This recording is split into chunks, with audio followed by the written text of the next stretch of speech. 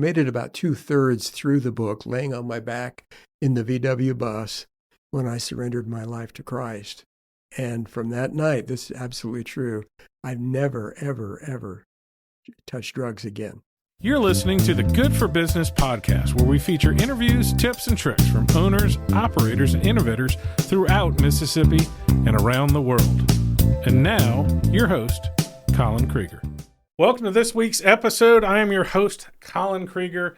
Here's one of I'm a big fan of this man here. He's one of the most unreasonable people I know in the area. This is John Almond. I call you director of the Dreamcenter Golden Triangle. Is that correct? That's fair enough. Yes, sir. Good deal. Well, tell us a story. We'll get to the Dreamcenter, but tell me a story about little itty-bitty John Almond walking the streets of wherever you're from. Well, thank you, Colin. And first of all, I do want to say thank you for the opportunity just to share a little of one old man's story here in Mississippi. Colin, I was born actually out in Torrance, California, almost 76 years ago. My dad is from Shaw, Mississippi, in the Delta. Okay. And so that makes me almost the real thing, I hope, as a Southern boy. But my dad died when I was only 13 months old. So I really, really miss not having a father. And my work entails working with children that don't have fathers present. And so I think maybe the absence of a dad has really made an impact on my life. But anyway, I grew up out in Southern California, went through high school out in Southern California. Regrettably, my mother had 2 nervous breakdowns right after my father died. He was only 37 years old when he died. And so it was kind of a challenging season of life, and growing up with multiple stepdads, everyone an alcoholic. My mom died of an alcoholic, and so there were some real challenges in those early years. But God has changed my life way back when, and I don't know if this will go into that story or not. But anyway.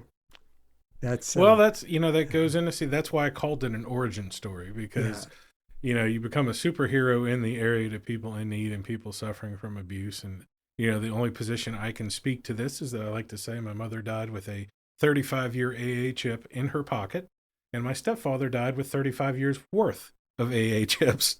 And so, like I said, I've seen both sides of the experience. And, yes. The old line that, said, what the guy's like, well, why do you drink? Is because, well, my dad was an alcoholic. Or why don't you drink? Well, my dad was an alcoholic. And at some point, you have to make a conscious decision of what you're going to do with your life growing up in that mess or in that challenge. That's right. As you said. That's so right. How do you come out of that challenge in your formative years in like high school? Do you have any jobs or anything? Or? Oh, yeah. Man, I worked all through school. My first job, I was only 12 years old, at a burger stand called Clyde's Corner, mopping floors, and I've worked ever since. I worked from age 12 right up to the minute, with not too many intermissions in between, and held a variety of jobs. A lot of kitchen work when I was young, and through high school, that kind of a thing. Worked for a Bob's Big Boy, the home of the triple-decker hamburger. And this is California glory days too. Are we talking late 50s, early 60s? Yeah, you're talking through the 50s, early 60s, and up into the 70s. Oh, wow. Yes, sir. And I had a wonderful experience actually in the United States Air Force. I joined the service during the Vietnam, and was stationed, however, 100% of the time in the United States. That's what took me to Tucson, Arizona, where I lived for 42 years. Real quick, did you join or were you compelled to join? I guess if you stayed in the United States, you just joined, right? Yeah, you just joined. This was a different time, a different era. We had just the draft was still prevalent. This was during the Vietnam War, and so all branches were drafting back in those days. So I'd like to say that I, was just so full of patriotism. Now that looking back, I wish I could say that, but it was like, yikes, I better join before I get drafted. And that's just the truth. So anyway, I selected the Air Force and just served one enlistment in the United States Air Force. Well, long. You said 42 years. Was 42 years because of the Air Force, or 42 years you just were in Phoenix? No, I was actually in Tucson. And I lived there for the next 42 years. I was discharged in Tucson, Arizona, and other than a brief trip back to Southern California to find out that Tucson had become my home, and then I moved back. What were you doing in the Air Force? I was not what I was trained for at all. I was one of just a handful of fellows that was assigned to a Titan II missile wing, the 390th Missile Maintenance wing at Davis-Monthan Air Force Base in Tucson. Back in those days, it was kind of interesting in that back in those days, we had 18, this is probably not known by many folks, but we were probably the epicenter of the bullseye of the Soviet established bullseye for nuclear attack there. We had 18 Titan II missile silos around the perimeter of Tucson, Arizona. And I worked at all 18 of those missile silos. The only reason I'm smiling as soon as you said Tucson, my dad was a big World War II history buff, but a military history buff. And I forgot the phrase exactly, but I think if they bomb, hey, Tucson, you're gone. Like, that's what he said. I mean, the only reason, it was like, the place in the Colorado Mountains, the reserve, and like somewhere outside of Seattle. And he's like, that's where they're going, Yep. And so I'm glad you made it through that. So, well, I'm glad I did too. I'm certainly glad to be here. How long were you in the Air Force, total? I was only in a little over 3 years. I was discharged medically. A surgery on my shoulder that went south real bad, and so they discharged me. They found me unfit for worldwide duty. So it was almost to the day 3 years of a 4-year enlistment. Yeah. Okay. What was your first grown-up job after that, or family, anything Oh, happened? man, I've done so many crazy things. I've been from everything from an underground miner at Seven Well copper mine, which at that time was the world's largest underground copper mine, and I worked underground, 2,015 feet underground. And that's when I realized that I better get some sort of education because, buddy, I was really lost. Well, the really lost portion of my life had changed. I was dramatically changed. I don't know if you really want to know all this stuff, and I'll probably say some things. If my family hears this, they won't believe it. But I ended up on drugs.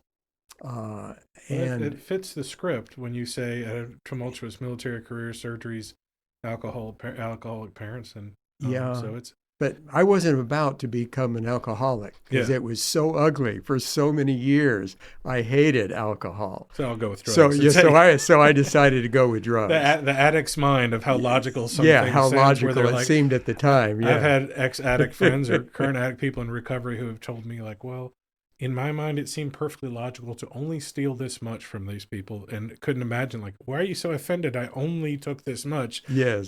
That's a purity of logic in your soul of like, well, I'm not doing alcohol. That's crazy. That's nuts. Yeah, that's right. I don't want to be like my mother and others. My sister suffered through that too. She's been sober for over 50 years, though. Holy cow. Yeah, and I'm real proud of Nancy for that. But drugs. But then a fellow that I abused drugs with for many years sent me a book. Some of your listeners, if they're around my vintage, might remember a book that sold millions and millions and millions of copies called The Late Great Planet Earth. And it was a book authored by a fellow named Hal Lindsey. And he just recently passed. He ministered up into his 90s, a former tugboat captain on the Mississippi, ended up going to Dallas Theological Seminary, and was based in Los Angeles with an organization out there, a ministry organization, when he wrote this book. And that book caught up to me. I was in Medford, Oregon, living. I mean, when I tell you that I'm probably the biggest loser on planet Earth, right here, I was scared and lonely, and I was living. I was a married man by now at this time, and I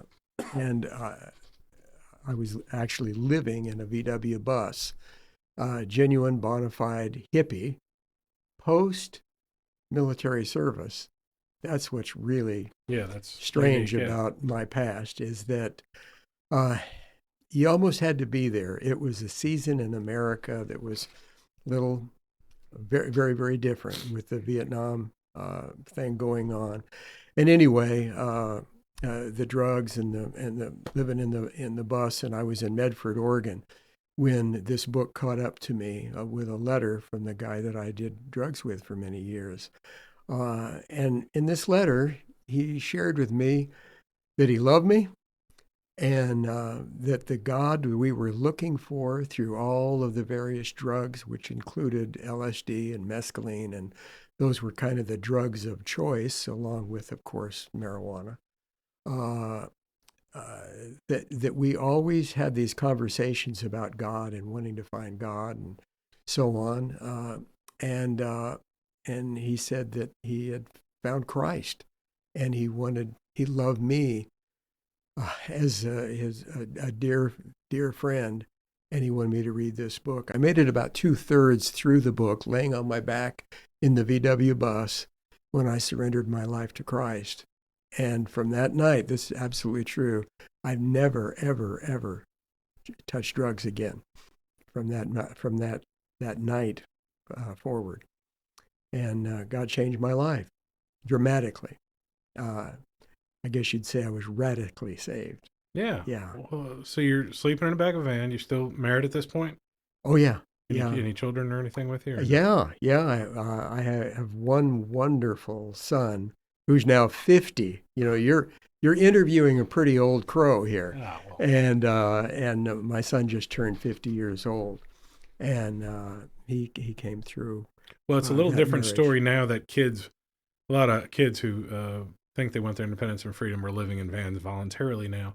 But that was a time in history when, like, living in a van wasn't like living in a car. Like, part of it was choice, but part of it was lifestyle. Were y'all living in it just to be free, or was it just no, it was just to be free. Yeah, we were just traveling. I'd work, some did-in job for a short season of time up in Northern California. We ended up in a place called Happy Camp, California, right on the Klamath River, and it was beautiful, and a hippie mecca kind of a place, and so we did that, and then had left there and just stopped in Medford, Oregon, and I was hanging out in a trailer park, and when that life-changing event took place, yeah, fantastic, and I mean, God just really, really changed my life at that time.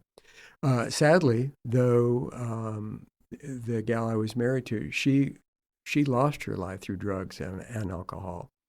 Yeah, I was married for 21 years, and now I just celebrated my 35th anniversary with my wonderful, precious wife, Brenda. Oh, that's great. Yeah, here we just had our anniversary here a few days ago.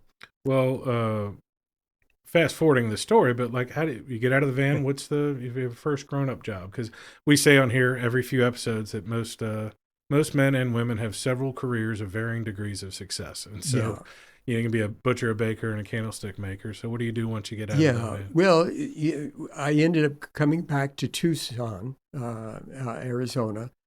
San Manuel is probably about, I don't know, 35, 40 miles from Tucson. And I secured employment with Magma Copper Company. And it was there working underground. I ended up there, I stayed there for 5.5 years. But it was there that I realized, you know what, you better get some kind of training, some kind of education. And so I entered, while I was working, shift work, a week of days, a week of swing, a week of graveyard shift. I did that for 5.5 years. And it allowed me, with every third week missing classes, but I enrolled in a local community college. And from that, I'll just try to fast forward all this, from that to real estate school, all while I'm working. And I received a real estate license. I worked in real estate for several years, became a real estate broker, and had a very large office. I was designated a designated broker of an office, had 48 agents, and got into had management. My first leadership opportunities was in the real estate field, and did that for several years. But I've been a licensed realtor, broker, licensed mobile home dealer in Arizona, and ultimately ended up in the automobile industry that I stayed in for 40 years. I learned the automobile leasing industry. I learned that and ended up opening an independent automobile leasing company called Auto Executives there in Tucson, and we owned that for 18 years and enjoyed an incredible amount of success in that industry for 15 of the 18 years. Then the recession hit of '08, and it, to my surprise, took us out. We served federal credit unions with our leasing program and a purchasing program. Very interesting. Unfortunately, it's not available what we did in Mississippi. Very strong automobile lobby here that prevents auto brokerage, but we provided for credit union members exceptionally good values on any make of vehicle. There wasn't a brand made that we could not access, or that we did not access, so that we could get people anything they wanted. So we brokered those cars or leased them. So we had that built up to about a $14 million annual business. That was our best year. We hovered between 12 and 14 million a year for several years, until the recession hit Arizona really, really hard. Oh, because it was one of the places going up. I have my accountants out in Phoenix, and so I've been to some conferences in Tucson, and heck, the city may be as big as where the mine is now. It's grown about 10 miles in one direction. So. Oh, it has. I have a friend who's an agent there too, and that's what he tells me. He's like, real estate's tough here because like there's homes where one builder built 3,000 houses. So you tell me your address, and I know, like, oh, your bathroom's on the left side. You don't have a pool. You have a fence. That's right. And look, going through real estate there in the 70s and anywhere in the 70s and early 80s was no picnic. I interned for a Ladder & Bloom, which is a big real estate office in New Orleans, when I was in high school for one semester.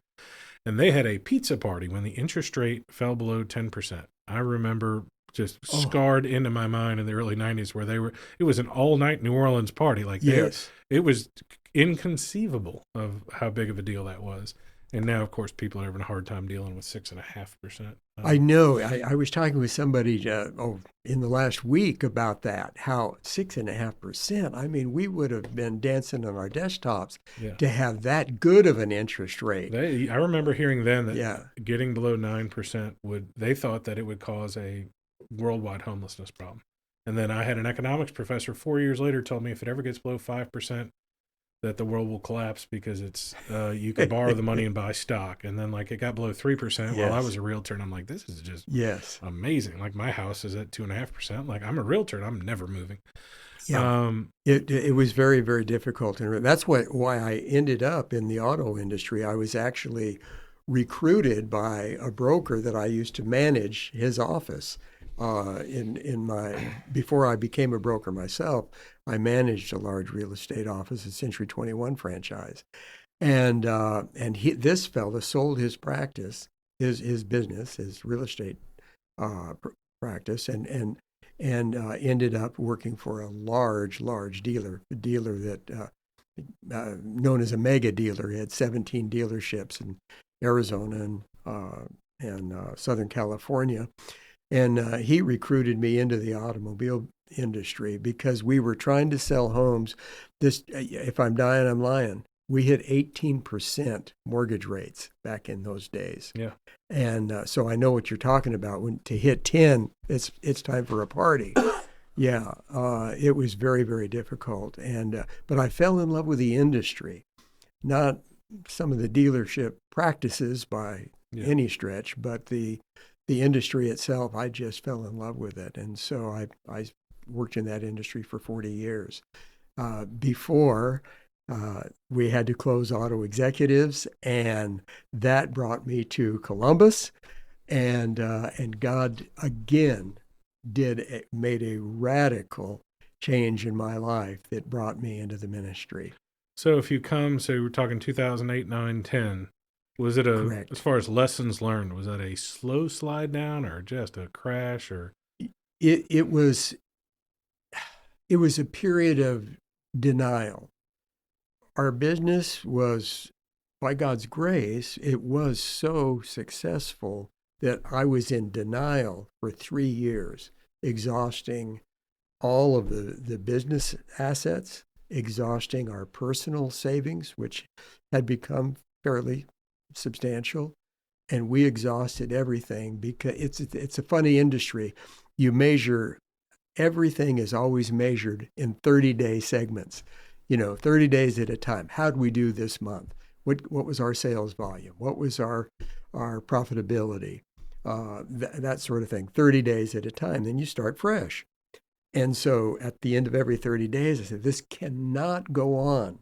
This recession cannot go on another 30 days.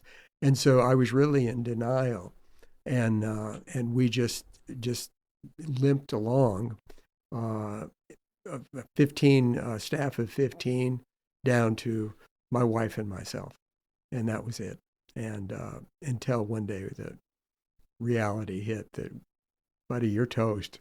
Yeah, it's hard. Like in hindsight, I'm going through the 20th anniversary of Katrina here, and how quick we had to make decisions on jobs and life stuff. And in hindsight, you're like, oh, this was, a transition, and you saw it coming. But a lot of times, it's that final sit down at the dinner table where you tell your wife, like, even if she was participating or not, you're like, this is over. Like we have to jump. The bank's, it's gone. So Yeah. So if you're so you're there in Arizona, how on earth do you get to Columbus, Mississippi? Well, that's the funny thing. During the glory days of our business, Auto Executives, we had the ability to do much, for the most part, anything we wanted to for vacation.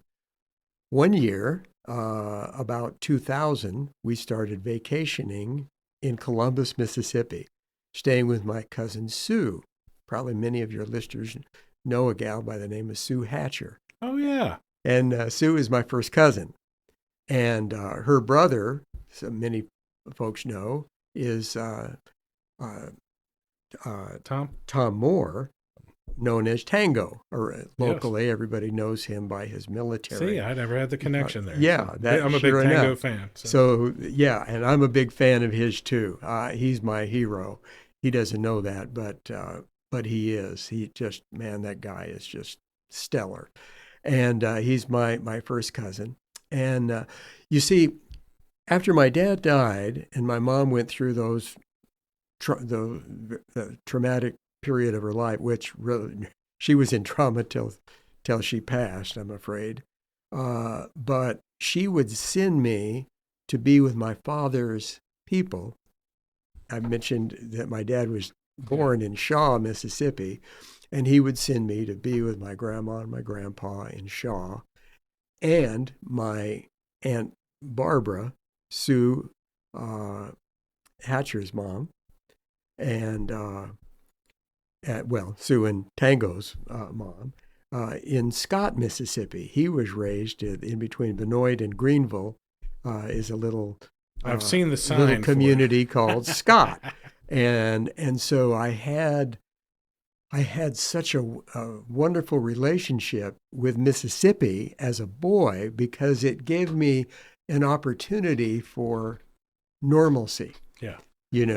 Things were nuts at my house. I mean, really nuts with all the booze and the different stepdads that were coming and going and so on. There was a bunch of them.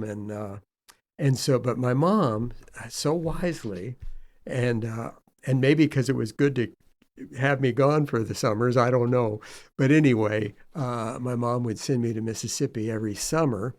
And I got to leave the concrete jungle of Los Angeles and have Huckleberry Finn experience, literally beat my bare feet on the Mississippi mud, just there on the Mississippi River at Greenville. We'd go there.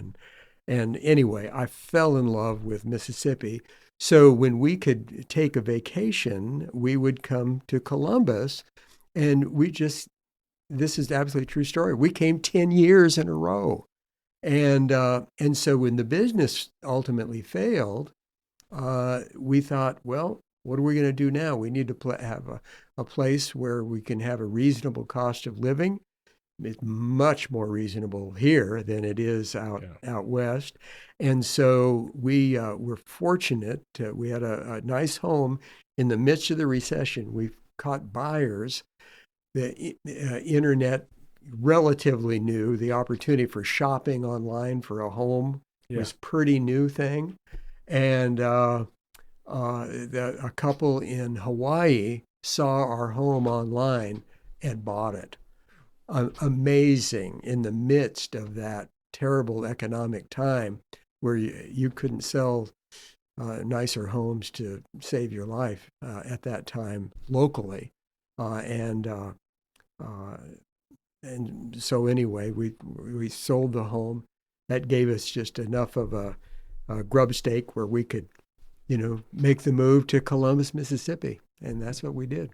What did you do when you got here, when you landed? Well, I worked for Carl Hogan Honda with an automotive background. I didn't sell there. I was sort of created my own position, helping them in marketing aspects and writing press releases and things of that nature. And Carl Hogan just Honda? customer service. Colvin or? Par Colvin was another hero. What a good guy and a high integrity salesman. Yeah. I love Par. My daughter's still driving the car I bought from him. Is that right? Retired, so that's fantastic. Yeah. That's great. He's really one of the good guys in the industry here locally, for sure. And so I worked there for 2.5 years. And then you want me to tell you what happened next? Sure. Well, my experience in Christ, I was kind of in cruise control there for a season, and not being very impactful, but never ceasing to love the Lord and forever grateful for his faithfulness to me, whether in the course of my Christian experience, whether I was faithful or not, he is always faithful to me, and always made a way for us. I've never gone hungry, not for a minute. Even in the worst of times, God has been faithful. And so, we subscribed to the local paper, the Commercial Dispatch, and my heart was broken then, as it is today, by the headlines of our kids shooting each other in some of our more challenged neighborhoods. These kids that now I know from the experience of the Dreamcenter that I lead, I know firsthand, visiting these homes week after week after week, now over the years, the homes that we're in, these are fatherless homes. Of the children that we serve in the Dream Center, over 2,200 children now, only 3%. We monitor this closely every week. Only 3% have a father present. And so I'm reading about these kids that are literally shooting each other in our neighborhoods. And I just began to pray about it and ask God, what can I do? No, actually, the truth is, I began saying, God, you've got to do something. You've got to have somebody, raise up somebody to do something in these neighborhoods. And I felt like God clearly spoke to my heart that, what about you? Why don't you do something? And I thought, well, Lord, I'm old. I'm old. And my complexion isn't right for the neighborhood that I need to go in. And I'm scared. And all of those excuses. And I couldn't get any peace. I could not get a moment's rest. And so I started going into the neighborhoods and just ministering over at the Hunt School before the tornado took the roof off of it all. I began to just go over there and meet with the guys that were playing basketball there and hanging out. And that experience led me to the desire to want a deeper solution. And so I was aware of a fellow that I was in a business club out in Arizona, a guy named Doug Martin, who was the licensee for K-Love Radio out there, and he served on the board of a ministry that I thought might be a good model for us here to pursue. And also in that same general time period, I had become a chaplain, went through chaplain training out in Tucson. I went through a chaplain school and became a chaplain with the International Fellowship of Chaplains. And so anyway, I went out there and I went to Doug's office where he asked me if I'd ever heard of a different ministry than the one that he was involved in, called the Dream Center. And I'd never heard of a Dream Center. And he's a busy guy. He said, Google it, stood up, shook my hand, thanks for coming, goodbye and good luck. Well, I Googled it, and I began to read about the Dream Center founded in Los Angeles way back in 1994 by a 20-year-old guy and his dad, Matthew and Tommy Barnett. And this incredible ministry that is housed in a 15-story hospital, former hospital, that was owned by a group of nuns. And it was for sale. And that's a long story, and I dare not venture into too much detail over that with the time that we have. Well, they can Google it. Pardon me? They can Google it. Yeah, they can Google it. Yeah, and it's worth Googling. Yes. It's incredible. So I grabbed a couple other IFOC chaplains. We flew out there to Los Angeles, and we served out there at the Dream Center. We had the incredible opportunity to serve in their men's ministry that houses 260 men on any given day. That's how many were there at that time in their men's program, 24/7 residential program.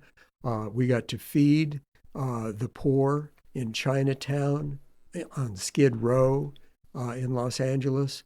We got to minister on two different occasions on the notorious Skid Row, mental illness, drug abuse, syringes in the street. People are utilizing the streets right in front of you for their restroom. I mean, it's nuts. And we got to minister there in the daytime and at night, which is a whole different dimension. Yeah. And it had a profound impact on me. We engaged in what they call foster care intervention. which is very similar to our Beds for Kids program. Ours is unique for perhaps reasons that I can explain here in a moment. That we build, it's unique in that we build all of the beds with donor assistance and volunteer assistance right here. We build all 2,200 plus of those beds that we've placed have been built and placed here in the Golden Triangle. But anyway, we got to experience all those things, and I saw it as a viable model to emulate. And I became a licensee of the Dreamcenter network. There are over 90 of us that are licensees of the Dreamcenter across the Fruited Plain, and we're just one of them. And our ministry is very unique here, though, as a Dreamcenter. We all can make our own decisions as far as how God is leading us to minister, and so.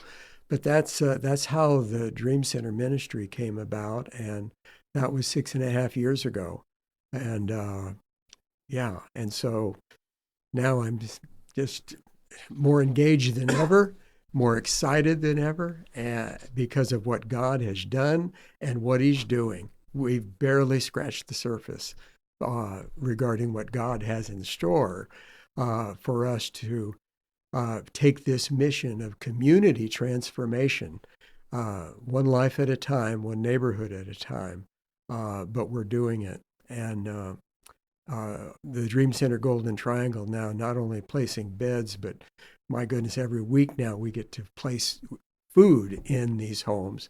Yeah, we have a huge compassion initiative we call DC Feeds that is feeding the poor and the working poor every week and supporting other ministries right here in Columbus. Well, and that timing couldn't be any better. It's funny how things work out, because not only did I hear you over 2 years ago starting to talk about the DC food and how it's a process and you have to get it, and it's showing up now when it's going to be needed even more because of the cuts, and there were some scams with the SNAP stuff. Yes. But I also do remember, I don't know if it was the day that you started it, but I remember meeting a very unreasonable man at which is now the Lowndes County, the Crate Foundation did now the Lowndes County Community Foundation, and you were there and you were pitching it at the table. And one of my favorite features of my friends is them being unreasonable. And I remember thinking, this is a really big idea for a really small market, because I don't know if you're the smallest market for a dream center, but when you thought of the idea, you sure certainly were. Among the small. We may be the smallest. I mean, I think you're 100th the size of the LA market, and yes, but still an astonishing need. It's deeper than we even imagined, Colin. It's just because so you can only know what you know or what other organizations bring up. Ron DeSanders and the Community Benefit Committee now, the Sheriff's Department started the food box thing. Yeah. And I remember when her saying, she's like, I think we'll need 10 boxes. And a week later, she's like, Colin, we need 100 boxes. She goes, I think they're in the 30s or 40s now, and other cities have done them around us. Yes. It is, and it's not just because, like, Columbus has had a little bit, because we do have excellent mental health care between community counseling and Baptist and other places here.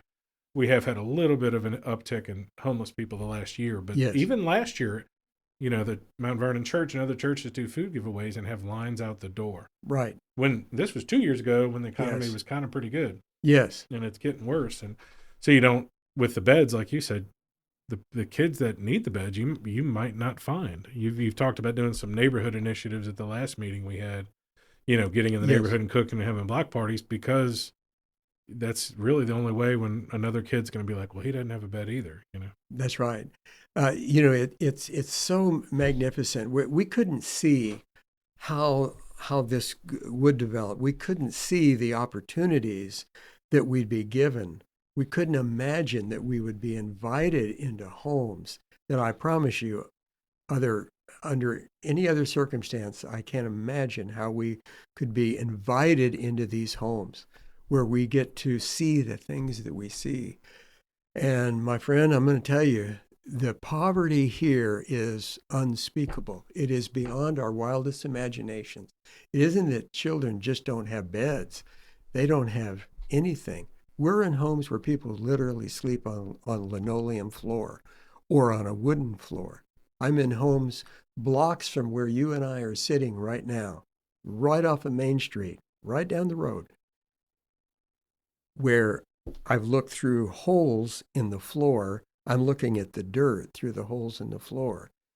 In the wintertime, I was in this one particular home that's burned in my head, into my brain. And that is, it's a home where they had just one little, a space heater smaller than this microphone stand that I'm looking at. It was very, very small. That was the only heat they had for the whole home. That home was also missing glass in the windows, only plastic bags hanging in the windows. And two, not one, but two autistic children in that home. And it was a home of working poor.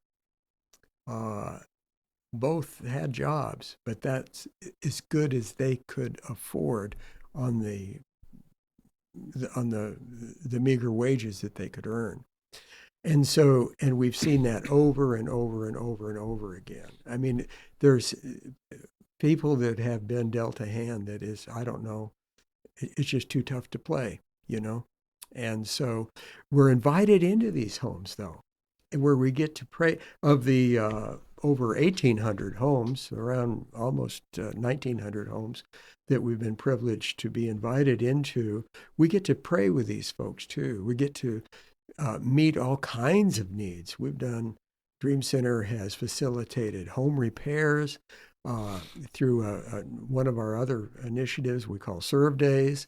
We've been able to do just all kinds of, bring all kinds of benefits to these homes. The feeding element is something we couldn't have seen, we didn't see coming. And then one day, here's another example. This is in the last 3 weeks. I didn't get to go on this bed placement, but one of our volunteers, the woman, we brought this box of food, because we know if they need beds, we finally woke up and realized they need food too. And so we just take great protein, fresh foods. It's beautiful. And this woman is just, man, she's squalling. The tears are just flowing down. And she says to our volunteer, Lynn, she said, "Come here, I want to show you something." She opened her refrigerator door. And inside the refrigerator, the only thing in the refrigerator was a half-eaten chicken leg that she had saved, and a small half plate of macaroni and cheese. That was it. That's all the food she had when Dreamcenter showed up. So it's things like that. Oh, the children ages 5 ages 7 and 11 that their stature was of children about 5 and 7 from malnutrition. Yeah. And Lynn was shown the food that they were hiding under their bed, that they told her that they had gotten out of garbage cans, out of dumpsters. Mom is a drug addict, you see. And so but what an opportunity. Here's the good news. This is a great opportunity to serve. Well, a bed, people are reluctant to ask for food, especially when they have to see it publicly. That's why the boxes work so good. Right. The drive-through churches thing said 90% of the people are grateful, but their heads are down. Yes. They don't want to be seen, especially. Right. They say their worst times are when the TV station shows up, because they say people pull off. And the bed, even more so, I think, than food, even in the back of a drug addict's mind, is just a standard. Like, they're just like, I got a bed for my kid, you know. And then that gives you a rare opportunity that even social services wouldn't have, because these kids go to school, and the schools here are overwhelmed. Yeah, they are with it, and are. It's not that it's not their job, but they can only do so much. Mm-hmm. And we have more than a great percentage, I can speak, especially in Columbus and Lowndes County, of volunteer organizations, and from Renee Sanders United Way down to every last little organization. She does a great job. Again, we're coming up, by the time this is on the air, it'll be the exact day that I walked in here 20 years ago. And we didn't register with anybody. We stayed at the Motel 6 for 3 days, and then we rented a house downtown. And we moved into the house downtown. The Salvation Army showed up. like all these people showed up. I'm like, I don't know. They just neighbors told them like, oh, Yeah. these folks are here and they need stuff. And we're like, we're better than most. Like we're doing okay. I have a job and stuff, but Yeah. it was amazing. And I've never forgotten that. So when we chose 10, 12 years ago that we're definitely going to stay, that's how we got more involved in the charitable community. And it's still every single time that there's a need, or when people come to me and I said, the hard part is articulating it right and getting people's attention and making it tangible. And y'all now have a not only a modus or operandi, a way to get in the house, you also have a way to tell a story. Yes. That translates to other organizations that are like, because honestly, like you can sit there, Loaves and Fishes is a phenomenal organization. Well, they can't do that. They just can't do that and bring food, and not only bring the food, but find out who needs it. Because the people on the list probably need it, but there's probably somebody next to them that would never, or not know to fill out the form. Prayer Opportunity is a good thing that tells people like, oh, you're heating, if you need heat, if you need this, if you need that sort of thing. They do a great job. You mentioned Renee Sanders, just magnificent job. Steve Greenow, Loaves and Fishes. I'm very glad St. he Vincent got honored. I'm glad he got honored. Oh, this year wonderful. Too, Through Exchange Club. Yeah, so deserving. Such a good man. Yeah. And by the way, I'm just going to grab an opportunity to say thank you to you, because I think you are Mr. Community. You are engaged everywhere, and my hat is off to you. Well, man, I appreciate it. I say it often. I get too much credit for being the hype man on it, but it's part of it. It needs attention. It needs deserving. Like I said, there's a lot of people like you and Steve that do and Rhonda Sanders that do, Rhonda and Renee that do tons more actual hard work. And I said Renee, and I meant Renee, but I also mean Rhonda as well. Magnificent. Wow. Yeah, and I know she takes it as hard as anyone I know. How many times she's reached out to me and like, I just saw this baby, I just saw this, and the workman-like calls from it, which is something since I volunteered at homeless shelter in high school. The workman-like parts of what exhausts people are the mentally challenged adults who are homeless and stuff like that, where they come 1 week and then 2 weeks later you see them, and there's a human instinct of judgment where you're like, it's true. And that's I've talked to my good friend Scott Ferguson, who runs the Rowdy Foundation with autism. That's part of a lot of things. Like I have a family member who's on a spectrum, and you have other people who have Asperger's or other things where like they're not that messy, they're not that bad. You can't figure out why they can't connect the dots, and it's of course the government at large doesn't really help with mental health care anymore, and so they become homeless, and then it's hard to get. It's very expensive to get out of homelessness these days. I mean, really I can't. Tough. I mean, I don't. I have some rental properties, and I try to be as affordable as possible, but there's nothing under $600 a month. No. And it doesn't exist. And there's jobs, but there's no public transport. And, they used to, 30 years ago, they would go to a bigger city. Yeah. But the bigger cities are even tougher, the ones with public transportation. Right. But that is a human instinct. I've talked with Amy Shelton and some other people with these groups where. There's another name. Talk about unreasonable. Yeah. She's like, I'm going to start 13 different outreach groups. And again, much like the timing you're talking about, you got the food. Yeah. For me to see this in slow motion and learn and see the beginnings of all these groups and then go, well, she started that, 18 months ago. And it's very, she's incredible. Some of it's incredible. Like Latin centric, like Hispanic centric. Mm-hmm. And then all of a sudden there's this huge need because they're rounding up illegal aliens, and they're a lot of people at the factory work at the aluminum mill are coming into town and have needs. And she's right across the street from the new Mexican restaurant. And she's like, talk about, none of that made sense to me when she was doing it. And I'm like, wow, what a perfectly planned. Of course it worked out exactly like that. Just like, of course you were bringing beds and you were getting to see other opportunities. And the food thing is, I spoke to somebody in the charity space yesterday about that. I'm like, he was talking about this 2 years ago. And I'm like, there's not that big of a problem with food. And then literally like 6 months, you get your license, get the food deal worked out. And then 6 months later, it's going to be a catastrophic thing, I think. Yes, I think so too. I shared with somebody the other day that is as large and successful as Beds for Kids has proven to be. The DC Feeds, our feeding program, is going to end up being our most significant outreach, compassion initiative. Yeah, I almost see it like moving up a ramp when I talk about the little boxes, and then MTV and other churches doing the food drives. The food boxes are getting wiped out daily. And they're, a lot of it's people's leftover green beans and stuff, but they don't. Right. The people aren't doing it for fun. And it isn't, downtown, the 2 boxes downtown, there's a lot of homeless people, mentally challenged people grabbing it, but they need it. Mm-hmm. But the other boxes, I mean, a lot of the boxes are right outside of $200,000 neighborhoods and people where you just absolutely would not conceive what's happening. And it's really true. Sometimes, those are more expensive neighborhoods. People were in a stage of life when they were, moving upwards. Yeah. And then life deals them a hand. And meantime, now they've got the mortgage, they've got the 2 car payments, and all of a sudden life deals them a hand that they can't play, and they end up in the hurt locker big time. Yeah. Well, let's start talking about the functional part as we got about 15 minutes left, I think I can squeeze in. So let's start about the functional part of the Beds for Kids and the DC food program. If people want to help, like I know the realtors did a day, and I've seen maybe Power and some of these other companies. They're going to do another one. Yeah. By the way, November we have a great 1st. We have a great group of people in charge of the realtor thing. They had a pickleball tournament this weekend. Awesome. But they raised, I think, $7,000 for the Salvation Army. So wow, yeah, great. So I was very proud of my fellow realtors there. And that's a tangible thing. Yes. As much as people have this concept of Salvation Army and Boys and Girls Club and United Way about this, the president makes this much money.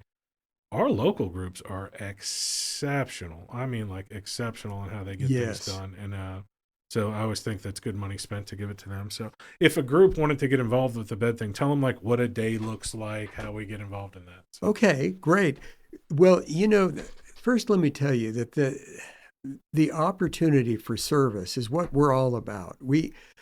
And I've worked as diligently as I know how to engage the church, big C. Okay, you know what I mean? Yeah. And realize that the Dream Center exists for the church and the community as an opportunity to get outside the 4 walls of your church or your organization and engage in volunteerism. The Beds for Kids, we've got just a few hours shy now of 80,000 volunteer hours. But God has scaled this opportunity. So we are desperate for more help. But I want to make this about the opportunity for others. How can we add value to your church, your organization? And that is by giving you opportunity to engage. We have to pick the food up. The cuts that have come to Mississippi Food Network, which now we have that association with, we have the ability to pick up food, but it's not being delivered as it was in the past. That's over.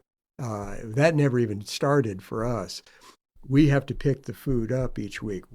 We need volunteers that we can give. Here's the keys to our van. If you've got a clean driving record, we can put you on our insurance.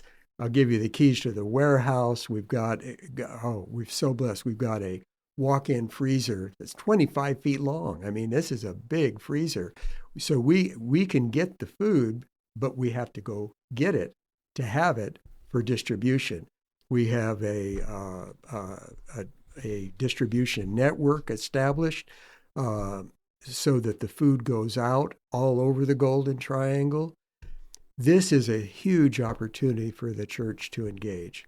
The other thing you asked about, though, how else can folks engage? Well, we do need monetary assistance. At a retail level, we have distributed well over $2 million worth of stuff. Because, with the beds, I'll give you an example. Each bed is a handcrafted, high-quality lumber, heavy bed, 2x6s, 2x4s, 1x4s, and so on. Put these beds together. And the lumber itself is, it's very expensive, but each child gets the handcrafted bed. They get a fabulous mattress, about a $300 mattress. Now we get them for less, but it's a little over $100 for each mattress that we get through a foundation. But they're great products. They're not flimsy mattresses. In the beginning they were, but not anymore. They're really great. Each child gets all of the bedding, fitted sheets, comforters, blankets, pillows, and all of that. Each child gets an age and gender specific hygiene kit with personal hygiene, dental hygiene. They get coloring books. Now we're a Christian organization, and to the core. So we give Bible themed coloring books, crayons, anything that we can get or that's donated for the children. We get we hand those out. We take clothing, always new. We don't collect used clothing. There's a passage in the scripture, Colossians 3:23. Whatever work you do, do it as unto the Lord. And so that's what we try to do. I'm not going to give Jesus a shirt with missing buttons and big gravy stains on it. I'm going to give him something new. If I'm going to give it all, we want it to be good products that we can hand to these children that have nothing, to add value to their lives, to give dignity in the process. And you're framing a standard too, because yes. I've spoken often of when I used to go around the country and tell people to fix their Papa Johns. That was my job. Like, you got to do this, and you could have not shaved yesterday, but tomorrow you can come in here and you're going to be the manager and you can live your life. And if you stand up tall and start new, that's right. It gives you some hope, because right. Like I said, I've seen what you all have done, and you see the kids stand taller, parents are prouder. Yes. Every aspect of it can reach out, and again, like you said, you don't want to give them a ratty sweatshirt at the same time. So. Absolutely. So we just try to give our very best that we can possibly give. Another benefit for engagement with Dream Center comes where I never expected it. And it's with our seniors. The most fervent volunteers are in their 70s and even in their 80s. We have people that will not miss. We have one lady, she's 87 now. Her name is Ann. And Ann will not miss a bed build. She mans an orbital sander at every bed build for the last 3 years. Ann is there. Never misses, ever. And I hope God gives her grace that she can continue to live and serve with us. But our bed placement team that goes out 50 out of 52 weeks, we're placing the beds in the homes of the children. But it's almost all those volunteers that place the beds in the homes, where we actually put them together in each home, and enjoy that great opportunity to really add value to each individual in the home, pray with the folks, and so on. We've never been denied the opportunity to pray. But what an opportunity for the seniors to engage. We have the fellow that leads our Beds for Kids program, as far as the construction of the beds and everything. His wife had been praying for years, oh, Lord, give us something that my husband and I can do together to serve you. Now he leads everything. And he'll tell you that he had become kind of a couch potato in retirement. Now this guy is in the warehouse every week, just working diligently. He brings other men, older guys, and so all kinds of opportunity for engagement. And then, of course, this ministry is extremely expensive to operate, and but we are in. I just want your listeners to know we're in perfect standing with the Secretary of State's office. We're just now completing. It'll be public here very soon. Our first reviewed financial statement, and we're going to do everything possible to demonstrate that we are proper stewards of what has been shared with us, that to allow us to share with others and add value to lives, and ultimately see our communities transformed. And I also want to squeeze in the opportunity to say thank you to the businesses. Our businesses have carried done the heavy lifting financially, frankly, beyond the churches. And so we're so very grateful. I could list a bunch of them. I could rattle them off, but I don't know if they would want the recognition or not. But anyway, our local businesses. Well, you can send me a list and I can make sure they get it. Okay. So other than, we'll pause in a minute here at the end so you can give people a contact phone number, where to find it, Okay. all that. I would assume some out of the box ideas would be good too, because I would assume you need food and water bottles when y'all are doing bed builds. Y'all could use tools from people. You could use lumber from, one of the largest lumber producing states in the country. It'd be nice if you could get some free wood from somebody. Is almost no donation in that direction going to be turned down, right? No, really not. But I let me give a public thank you to the outfit where we get all of our lumber. Financial donations are really most helpful so that we can buy the lumber. Okay. It is wholesaled to us by Barge Forest Products, Okay. a Christian-led organization. Well, that makes it simpler. Many years in Macon, and they sponsored our first bed build with free lumber. And occasionally they, if they're having a good season, they have helped us on a few occasions with free lumber. But generally, well, in fact, we just placed an order, got my invoice this morning for a new lumber order. But it's thousands of dollars and the mattresses, I just ordered $8,500 worth of mattresses that are shipped. They're on their way. And so we really need the monetary donations for those items. Now, many churches and organizations, Miss Starkville Teen, Crosby Taylor, collected sheets. Actually, Crosby sponsored an entire bed build, $5,000. She raised the money herself as one of her community projects as Miss Starkville Teen. Wonderful young lady. And now she's doing a bedding drive to benefit the Dreamcenter. So the beds are standard twin. And so just twin sheets from Walmart or wherever there's a good value to be found on twin sheet sets, that kind of thing, blankets, pillows, comforters, anything like that, are always a great blessing that people can help us with if they like. How do they get in touch with y'all on the phone or online to make a donation? Yeah, our web address, great website, and I encourage folks to check us out at dreamcenterms.org. Must include MS like Mississippi. Okay. dreamcenterms.org. And I may be nuts for doing this, but I'm going to just share my phone number. If somebody really has if they've listened this long, they must think something of you. So. Yeah, 662-889-5558.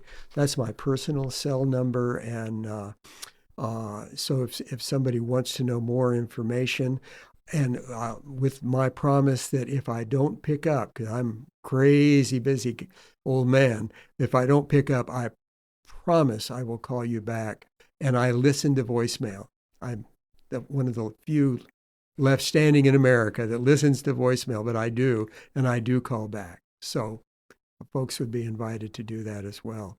Well, I appreciate it. I loved hearing your story because you're already an inspiration to so many people, and me in particular. And to go from a situation with being around abuse and alcohol to saving people who were in it from literally being in the dark, and both, physical and a mental space with drug abuse and other things like that, to living in a van to helping people get out of a van. It's funny how the Lord works in mysterious ways. He does indeed. And you could have ended up in a underground, some in a different direction, and now you're just really helping so many people and inspiring them. I'm proud of you. So, well, Colin, thank you. Thank you so much again for this wonderful opportunity to share a little bit of my story, which doesn't matter. But Dreamcenter does. We are making an impact, and we hope more will join the Dreamcenter in this effort to transform our community. Good deal. Well, thanks for being on today. I appreciate you. Thank you. Hey guys, thanks for listening to the podcast. My name is Colin Krieger, and my day job is real estate. If you're looking to buy or sell, I'd love to talk to you. Or if you just want to sit and talk real estate in a no pressure situation, I'd love to help you. I work with RE/MAX Partners in Starkville, Columbus, and West Point, Mississippi. I can help you find an agent anywhere in Mississippi or anywhere in the country. Just reach out to our office at 662-327-7705 or find me anywhere when you type in 662-329-SOLD.